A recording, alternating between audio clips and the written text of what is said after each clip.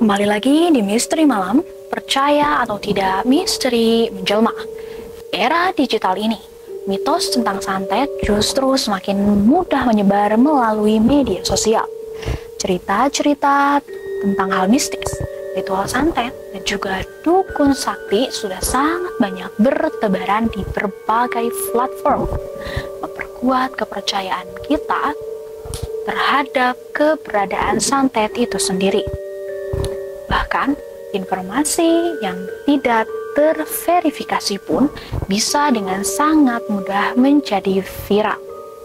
Ini adalah tantangan besar bagi kita karena pendidikan yang komprehensif tentang ilmu pengetahuan dan kemampuan kita untuk berpikir kritis adalah kunci untuk mengurangi kepercayaan irasional. Peningkatan kesejahteraan sosial juga dapat mengurangi kecemasan dan juga ketakutan yang seringkali menjadi pemicu keyakinan terhadap santet itu. Seperti namanya, santet ini menggunakan tusuk konde. Jadi pembahasan kita kali ini adalah santet tusuk konde sebagai alat utama untuk mencelakai target yang diyakini berasal dari Pulau Jawa. Santet ini dianggap sebagai salah satu santet yang tak kalah kuat daripada santet yang lainnya.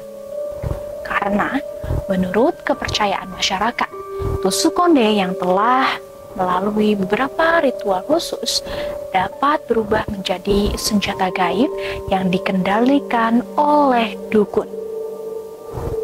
Korbannya akan mengalami berbagai macam penyakit aneh yang juga sulit untuk disembuhkan secara medis. Praktik santet ini juga tidak bisa dilakukan oleh sembarangan dukun, membutuhkan ritual khusus dan dipimpin oleh seorang dukun yang sudah naik tingkat. Tak jarang, dukun akan meminta tumbal sebagai salah satu syarat, seperti kerbau hitam atau ayam cemani, yang juga dipercaya memiliki energi mistis yang cukup kuat untuk memperkuat efek santet itu. Setelah tumbal disiapkan, dukun akan merapalkan mantra dan melakukan ritual tertentu untuk mengirimkan santet kepada targetnya. Namun, nama tusuk konde sendiri mengindikasikan alat utamanya. Sebuah tusuk konde yang merupakan benda sederhana digunakan untuk menyanggu rambut. Namun, menurut kepercayaan masyarakat, tusuk konde ini setelah melalui serangkaian ritual gelap dan juga pemberian mantra-mantra bisa berubah menjadi sebuah senjata gaib yang sangat mematikan, juga dikendalikan oleh seorang dukun untuk menyakiti target dari jarak jauh. Lalu, bagaimana tata cara melakukan santet tusuk konde yang begitu dipercaya keseramannya? Praktek ini tidak bisa dilakukan oleh sembarang dukun atau sembarangan orang dan membutuhkan ritual cukup khusus dan sangat kompleks, dipimpin oleh seorang dukun yang berpengalaman dan memiliki ilmu yang mumpuni. Menurut beberapa sumber yang sudah kita temukan, langkah-langkah yang konon dilakukan adalah yang pertama, pengambilan media dan simbolisme konde dukun akan meminta tusuk sebagai sebuah target, atau setidaknya tusuk konde yang baru akan diniatkan sebagai perwakilan target itu, karena tusuk konde ini akan menjadi sebagai media utamanya. Lalu yang kedua, permintaan tumbal dan sesajen. Tumbal yang diminta tidak sembarangan, seringkali berupa hewan-hewan tertentu seperti tadi yang sudah disebutkan, ada kerbau hitam dan juga ayam cemani yang dipercaya berkaitan erat dengan hal-hal yang mistis yang menjadi kuat dan darahnya pun bisa digunakan menjadi media persembahan untuk memanggil entitas gaib yang akan memperkuat efek santet itu. Yang ketiga, simulasi penusukan dan pengiriman. Sambil terus merapalkan mantra-mantra khusus, dukun akan melakukan simulasi penusukan terhadap boneka atau foto dan juga menancapkan tusuk konde ke benda-benda yang memang sudah ditargetkan, seperti tadi boneka jelmaan ataupun foto. Karena setiap tusukan itu diyakini akan mengirimkan energi negatif ke bagian tubuh target yang ditusuk oleh dukun tersebut, yang menyebabkan rasa sakit secara tiba-tiba namun spesifik. Proses ini adalah inti dari pengiriman santet tusuk konde. Dampak dari santet tusuk konde ini dikatakan sangat nyata dan menyakitkan bagi para korbannya. Orang yang terkena serangan ini akan mengalami berbagai penyakit aneh yang memang lagi-lagi sangat sulit untuk disembuhkan secara medis, dan seringkali gejala yang membingungkan dan juga berubah-ubah yang muncul.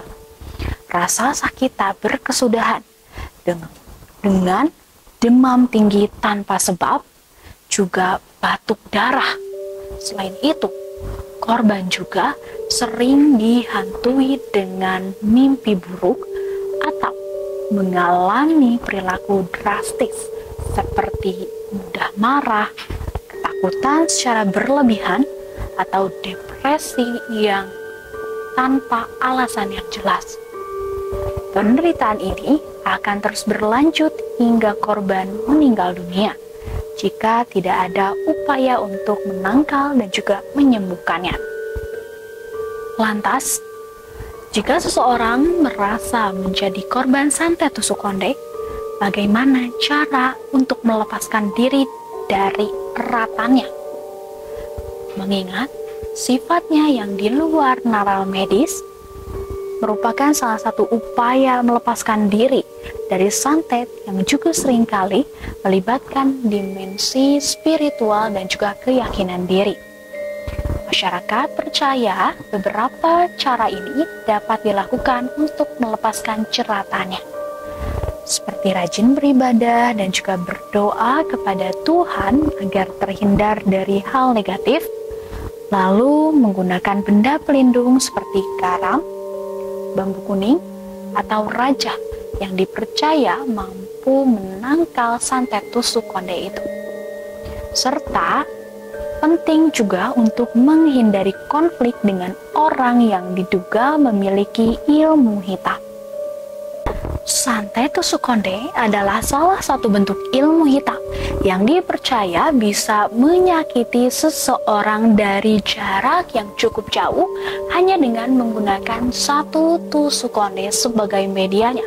Satu kali tusuk, target pun terancam. Kepercayaan akan santet ini masih sangat kuat di kalangan masyarakat Jawa, meskipun zaman sudah semakin modern seperti saat ini, menjadikan bukti bahwa ada dimensi spiritual yang sulit dijelaskan oleh medis ataupun sains. Santet-santet ini dianggap sebagai jenis ilmu hitam yang sangat kuat dan juga berbahaya. Sebuah warisan keyakinan yang terus berlanjut hingga saat ini. Untuk mengurangi kepercayaan terhadap santet secara lebih luas dan juga adanya peningkatan secara rasionalitas di kalangan masyarakat, pendidikan merupakan kunci utama agar kita bisa berpikir lebih logis. Pendidikan yang komprehensif tentang ilmu pengetahuan, logika, dan kemampuan berpikir secara kritis terhadap informasi yang beredar dapat membantu kita sebagai masyarakat untuk teredukasi dalam cara berpikir secara rasional dan tidak mudah terpengaruh oleh mitos ataupun hoax. Selain itu, peningkatan kesejahteraan sosial juga dapat mengurangi kecemasan dan juga ketakutan yang seringkali mencampuri sebagai salah satu faktor pendukung kepercayaan terhadap santet. Karena masyarakat yang hidup sejahtera, stabil, dan memiliki akses kesehatan yang baik cenderung berpikir dengan logika dan kurang rentan terhadap klaim-klaim hal mistis dalam kehidupan pribadi masyarakat.